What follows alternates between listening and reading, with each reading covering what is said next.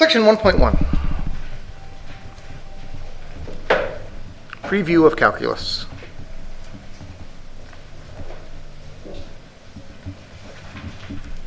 So what are we going to use calculus for?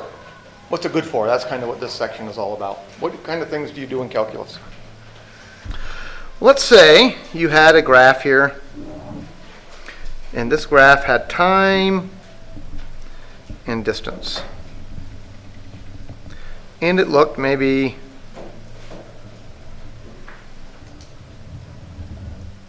something like this. And we'll even maybe make up a couple points on this graph. This is the point, this is 10 seconds and 1 meter maybe. And so this would be about 18 seconds and 2 meters. And this would be maybe 25 meters and, or 25 seconds and 3.5 meters maybe. So a couple points. Now, something you might do in algebra is you might take two of these points like so and connect them with a line. And then you might find the slope of that line. And what would the slope of that line tell you? Well, it's the line of best fit between those 2 points, that's for sure. It would give you the average velocity, that's correct, during that time period. Because what would it be? How would you find the slope? M is, how do you find slope? Rise over run. So it's y2 minus y1 over x2 minus x1. So that's going to be 3.5 minus 1 over 25 minus 10. So that's 2.5 over 15.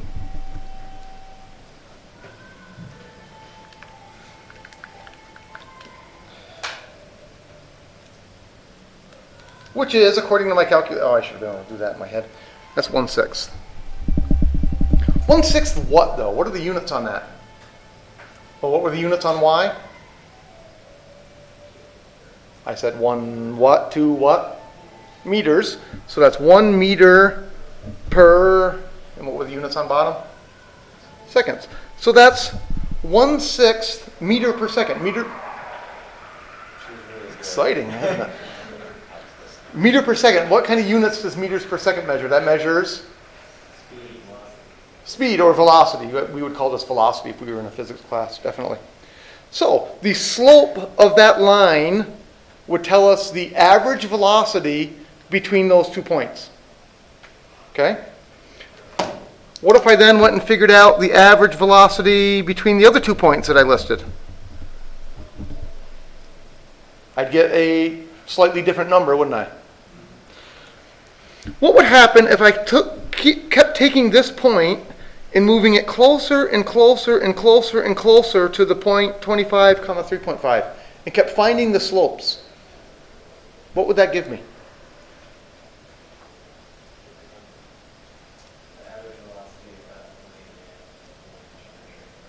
It would give me the average point, the average velocity between this point and whichever point I'm using. But if that distance keeps getting smaller and smaller and smaller between the 2 points, what's going to happen? It's becoming closer and closer to the exact speed at that point right there. That's what we will do in calculus. With algebra, you can figure out average velocity. With calculus, we'll be able to figure out what's called the instantaneous velocity. How fast was that object moving at exactly that point right there? And that's the exact idea. What we will do is we will keep taking these points and moving them closer and closer and closer until they're so incredibly close to each other that we really can't tell them apart. And from that point, we'll get the instantaneous velocity. Okay? So that's something we'll do in calculus. That uses something called derivative. Derivative will be one of our big topics. The other thing we will be able to do with derivative, I used my calculator to get the coordinates of that minimum point a minute ago. With calculus, we will be able to find the exact coordinates of that minimum point. We won't need an estimation. And again, we will use something called derivative. So that's something we'll be looking at in the near future. All right, the other thing we do with calculus, let's say I gave you an object that looked like this. And I told you this was 10 and this was 6. Could you find the area of that object? Yeah, I would hope so. What's the area of that object? 60 square units, right? Whatever the units are.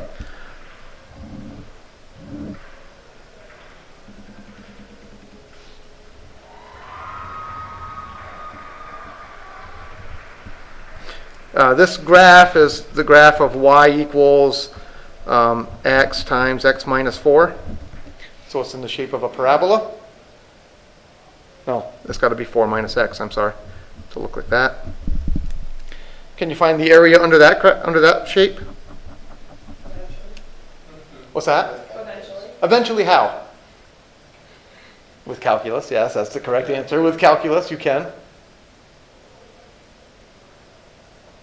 There's probably a formula. I'd be willing to bet for a parabola, there's probably a formula. I don't happen to know what it is right off the top of my head.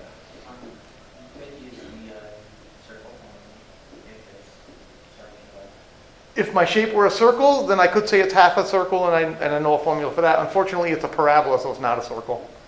But if it were a circle, I could. Here's what we'll do with calculus. What we will do is we will build little rectangles. And we will approximate the area. So you could build lots of little rectangles, and I think you could convince yourself that you could get a pretty good approximation for the area. What we will do with calculus is we will learn how do you build an infinite number of little rectangles and end up getting the exact answer. Sounds weird. That's something called integration, and we'll get to that eventually. So we'll talk about, we'll use derivatives for a number of things, and we'll use integrals for a number of things. The things we'll use integrals for, we'll use integrals to find areas. We'll use integrals to find volumes. We'll use integrals to find arc length. For example, if I have some curve here, can you find the length of that curve? Not without calculus. Again, you could approximate it very well. And what you could do to approximate it is split it up into a bunch of points, find the length of each line segment. There's a formula for finding the length of a line segment. Anybody remember the distance formula? Yeah, what's the distance formula?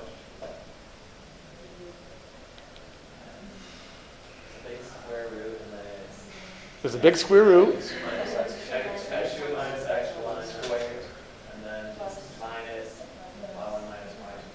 Plus. So your distance formula is square root of x2 minus x1 squared plus y2 minus y1 squared. So what you could do is you could break the line segment into break the curve into a bunch of little line segments, use that formula over and over and over again to find the length of each little line segment, and then add them all up. And you could get a very good approximation for the length of a curve. Or you can learn calculus, and you'll be able to find the exact answer much more quickly. Turns out to be a much easier problem using calculus than it is approximating. All right, so those are the sort of things, the kind of questions we're going to answer this semester. The sort of things that we're working up for. Questions about that?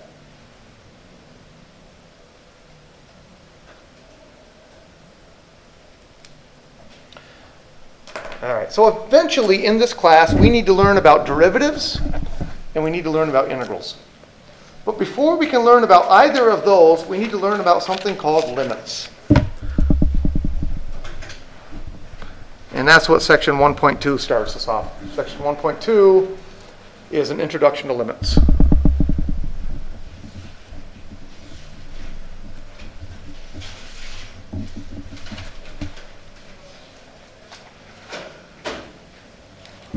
Limits are kind of an interesting thing in the sense that on their own, limits aren't really good for much.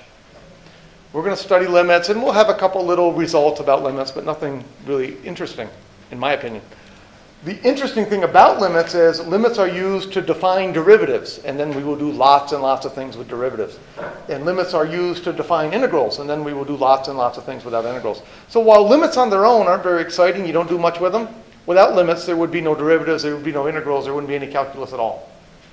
So the limits are kind of like the foundation of the whole body of calculus. Without limits, you wouldn't have anything. All right, so we're going to see a strange looking symbol. We're going to see something that looks like this. Limit as x approaches a of f of x equals L. That's the symbol you're going to see.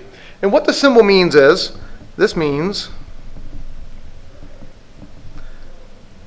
as x gets close to some value a, f of x will get close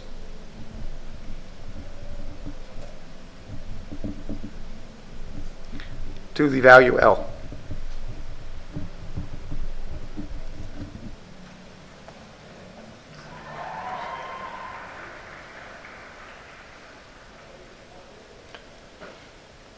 Why did I put close in quotes? Any idea?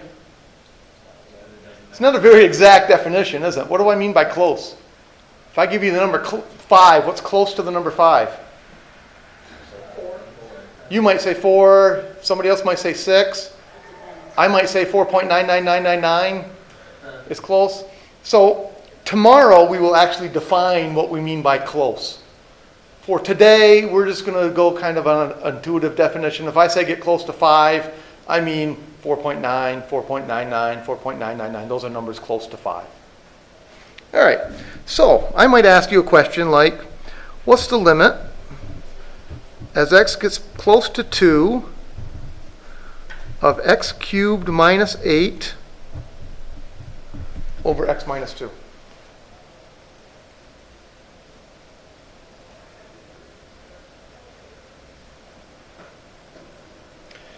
Can I take the number 2 and just plug it into that formula and say, well, that's easy, that's the answer? No, why not? I would get 0 on bottom, and I can never have 0 on bottom. That's a bad thing. So what do I do? What's that? Do more work. That's correct. What kind of work do I need to do? I could take a derivative.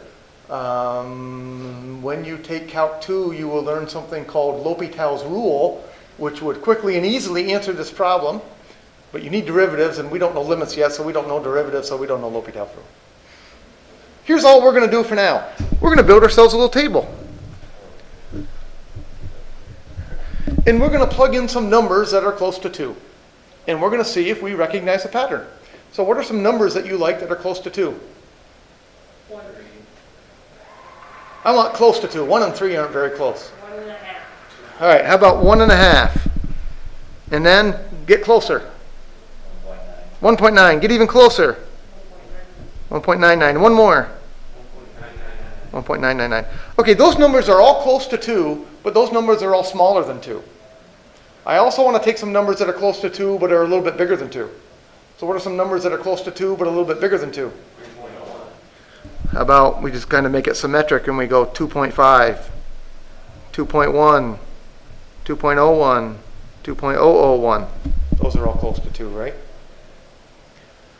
So what I need to do is I need to take all of those numbers and I need to plug them all into that expression there, into that function, and I need to see if I see a pattern where it looks like my y values are all getting close to some number. Here's the good news. Use your calculator. So here's what you're going to do. You're going to go to y equals, and you're going to type in your function. So our function was x cubed minus 8 divided by x minus 2. Make sure you put your numerator in parentheses. Make sure you put your denominator in parentheses. That's probably the single most common mistake people make, is they don't use the parentheses. Now, how do we get our calculator to make a table for us? Second table. If I go second table, it's gonna build a table, but notice the kind of numbers it plugs in. It's plugging in -2, -1, 0, 1, 2, 3, 4. Those don't do me very much good. They're not very close to 2. Go to ask. All right, very good. So what you want to do is you want to go to the table setup. Table setup is on the same button as window. So you're going to go second, table setup, come down here to independent variable, and switch it to ask. And then go back to your table. And notice it hasn't built anything yet. It's waiting for you to give it numbers. So we decided we were going to plug in 1.5, 1.9. And that's the beauty of this ask mode, is you get to type in whatever numbers you want. 1.99, 1.999. Does it look like those Y numbers are getting close to something? It looks like those Y numbers are getting close to 12. So for values of X close to 2 but smaller than 2, it looks like my Y values are getting close to 12. Now we need to make sure the same thing happens when I pick numbers close to 2 but bigger than 2. So I would go 2.5, 2.1, 2.01, 2.001. Does it once again look like those numbers are getting close to 12? Yes, it certainly does. So, based on this table, I would be willing to guess that the answer to this limit is 12. That would be my guess.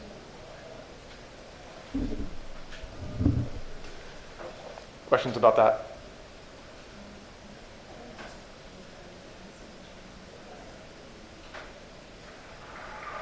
Now, would you, if we left it like that, would that be a correct answer, or would you like, or do you want like if as the limit is approaching 2, then the equation? At this point, all I would expect to see is that you would write this table down. I would expect you to fill in the numbers. I was just being lazy. I didn't write them all down. You saw them on my calculator. And then tell me the answer is 12. That's all I would expect to see at this point. Other questions? That means pretty much what it says, as X getting closer and closer to that function is without 12. That's right. And this is what this symbol says. This symbol says when X is getting really close to 2, X might be a little smaller than 2, X might be a little bigger than 2. We don't care. These Y numbers are getting really close to 12. But it will never equal exactly 12. That's right. This function, I don't think, will ever exactly equal the number 12. But that's not what we're saying. By the symbol, we're saying it gets close to 12, not equal to 12. So that's a big distinction. And that's something that a lot of students struggle with. I'm not saying I can plug in the number 2 here, because I certainly cannot plug in the number 2. But I can plug in numbers like 1.9999999, really, really close to 2.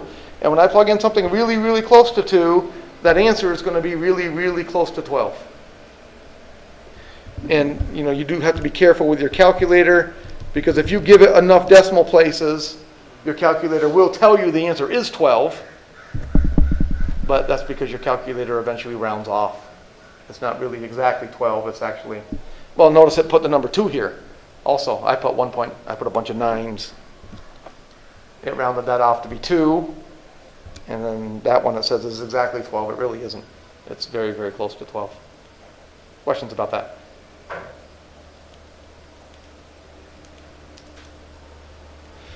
All right, let's try another one. How about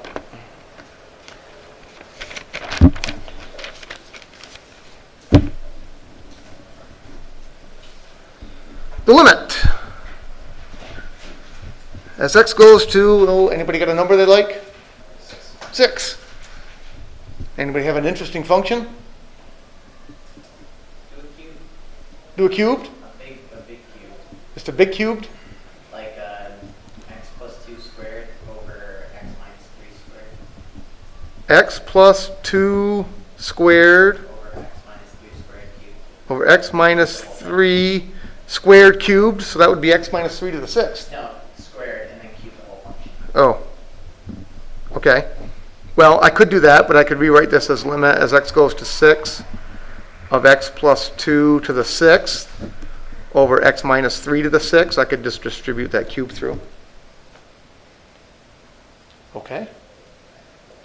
All right, same idea. I'm going to build my table. And I'm going to pick some numbers close to 6. What are your favorite numbers close to 6? 5.9. 5.99. 5.39s. And then once again, how about some numbers bigger than 6? 6.1, 6.01, 6.001. Really no mystery there as to what kind of numbers you're going to use, is there? Y equals. I bet I am going to get some big numbers. X plus 2 to the 6th divided by x minus 3 to the 6th. Go to my table. 5.9, 5.99, 5.999.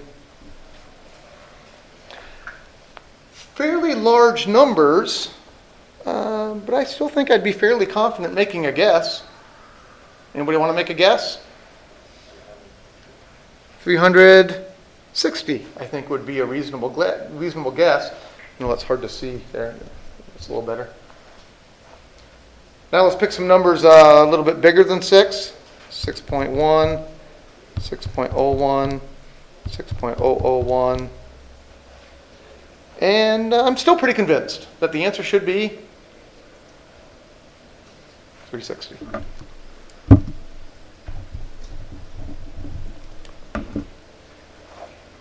So based on my table, I would say the answer is 360. Questions on that one?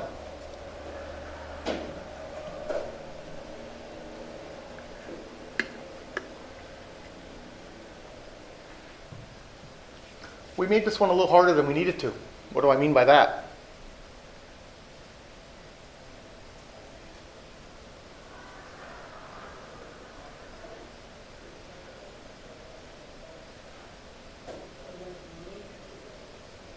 What's that?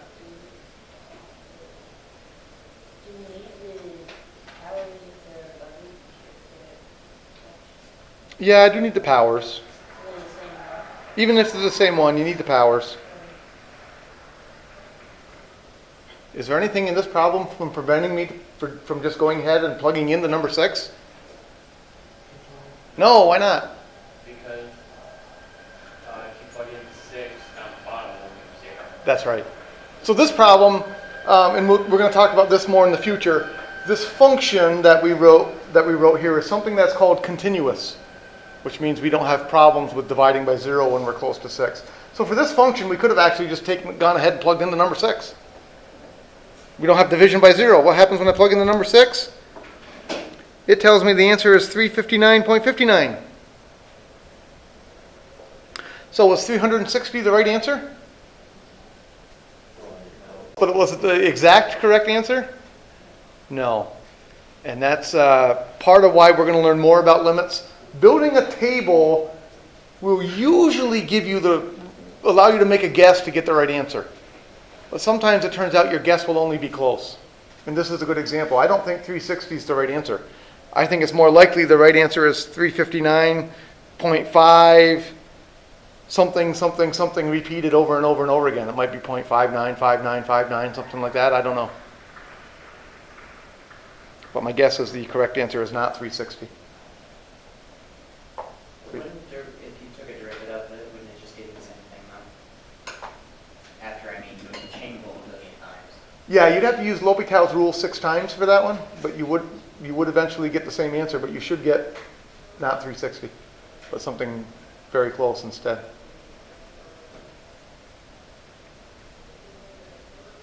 Questions on that?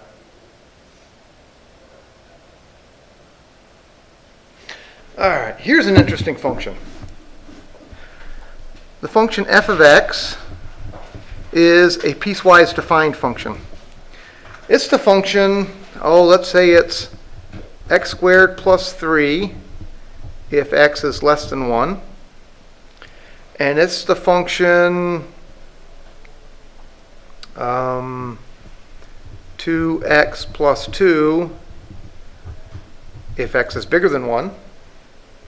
And I want to know what's the limit as x approaches 1 of f of x.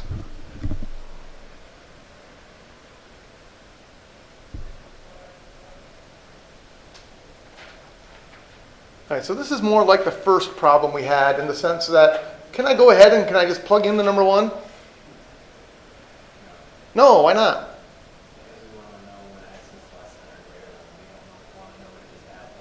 Right, in fact, this function isn't even defined at 1. There's nowhere where I can plug 1 in even.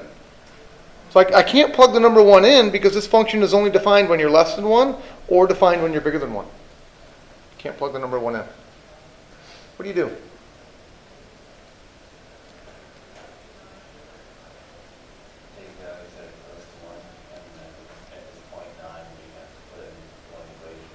All right, so there's a couple good attacks here.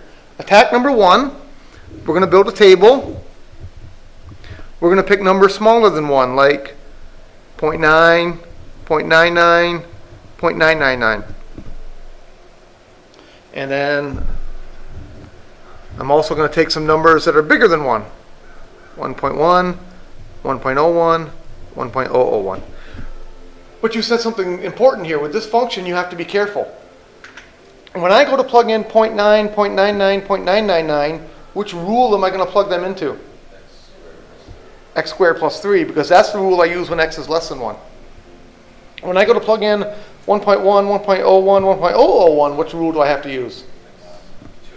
2x plus 2, because that's the one you use when x is bigger than 1. All right, so what you might do for this one, kind of break it into 2 pieces. I'm going to type in x squared plus 3.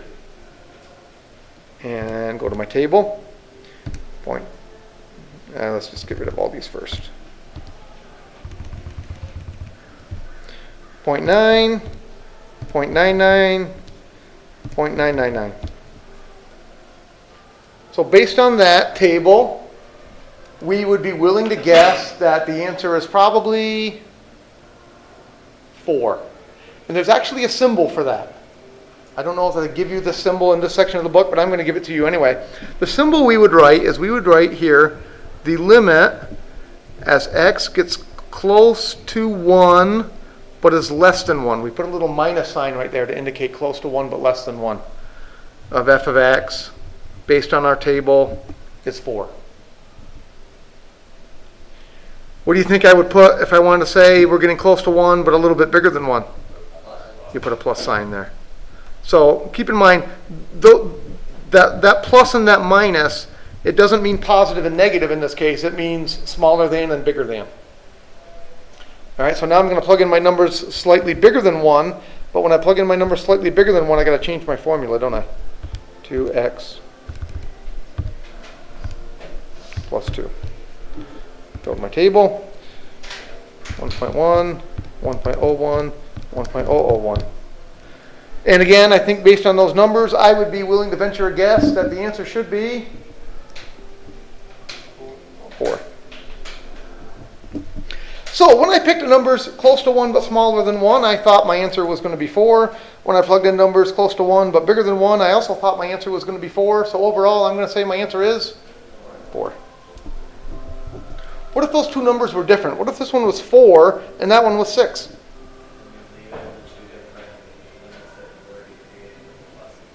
Okay, so we would have 2 different limits for the plus and the minus, but what would we say is the answer of this original problem? Undefined. We would say it's undefined. We would say it does not exist.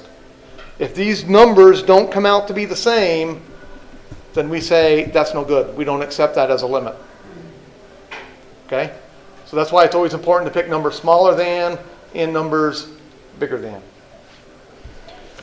All right, let's do one more of those. How about... And I'll show you the alternative way of looking at it. F of x is, how about another piecewise function?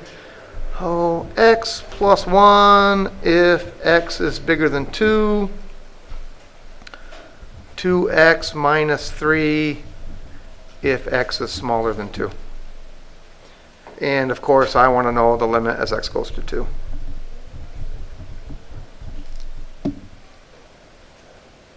Building a table is a very good way to estimate limits, but it's a bit time consuming. A faster, but perhaps a little less accurate way of estimating limits is to look at a graph. So what I want to do is I want to graph that function. And I'm going to look at the graph, and I'm going to see from the graph if I can make a guess as to what the answer is. Anybody know how to graph a piecewise function on your calculator? All right, you type it in like this. You put parentheses, x plus 1 divided by parenthesis x, and then you need the greater than symbol. The greater than symbol is on this left-hand side. It's under test, which is on the button math over here. Oops, you can't see that. Math test right there. Second, math greater than 2. So I type the first rule in like that, and then I go down to y2 and I type in the second rule.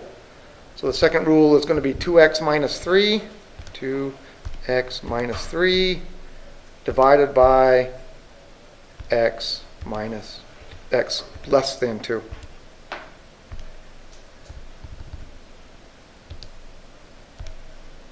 So that's how you type a piecewise function into your calculator. You type it into two different pieces with the less than symbol and greater than symbol. Draw a graph now.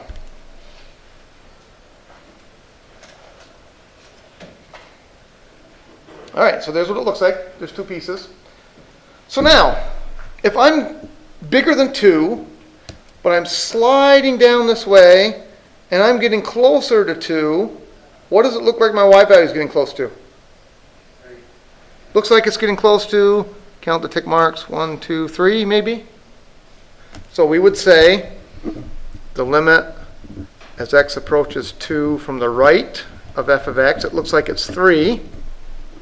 How about if I'm going the other way? How about if I'm smaller than 2, getting close to 2, sliding up this way, looks like my y values are getting close to 1 maybe? Limit as x goes to 2 from the left of f of x is 1. Are those two values the same? No. So what would we say about our final answer? Does not exist. So a graph is excellent for seeing when a limit doesn't exist. What's going to happen when a limit doesn't exist? What are you going to see in your graph? A gap like that. What if the limit does exist? What's going to happen? These two pieces are going to connect right at that dot. The problem is it's a little bit hard to tell on the graph if they're connecting at x equals 3 or if they're connecting at x equals 2.6. So looking at a graph is really good if the function happens to be, the limit happens to not exist. Not so great when you're trying to look at it and actually make an estimate of the answer. But it gives you a good idea. Questions on limits so far? All right, so you should be working on your take-home test, which is due on Friday. And you should be working on your lab also, which is due a week from Tuesday. See you tomorrow. Different room, different time tomorrow, don't forget.